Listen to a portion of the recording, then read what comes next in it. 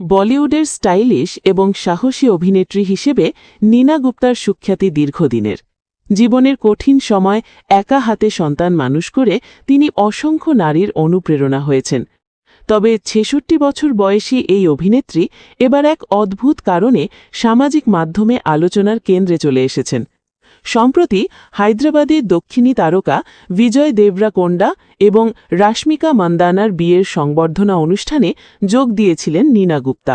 সেখানে তিনি সাদা রঙের সিল্ক শাড়ি এবং হল্টার নেক ব্লাউজে বরাবরের মতোই আভিজাত্যপূর্ণ সাজে হাজির হন। কিন্তু সোশ্যাল মিডিয়া ব্যবহারকারীদের নজর কেড়েছে তার শাড়ির ভাঁজের নিচ দিয়ে উঁকি দেওয়া একটি বিশেষ স্ফীতি বা বাম্প। ভিডিওটি ভাইরাল হতে নেটিজেনদের একাংশ দাবি করছেন এই বয়সে মা হতে চলেছেন নীনা গুপ্তা। তারা সেখানে বেবি বাম্প দেখতে পাচ্ছেন বলে মন্তব্য করছেন। তবে অন্য এক পক্ষ এটিকে নিছক বডি শেমিং বা শাড়ির কুচি ঠিকমতো না থাকার ফল বলে উড়িয়ে দিয়েছেন।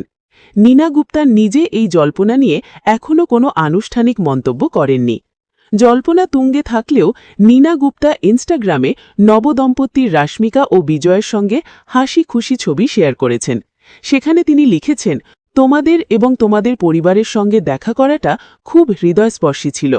স্বামী বিবেক মেহরাকে নিয়ে এই অনুষ্ঠানে যোগ দিলেও তার সেই বাম্প নিয়ে রহস্য এখনও কাটছে না।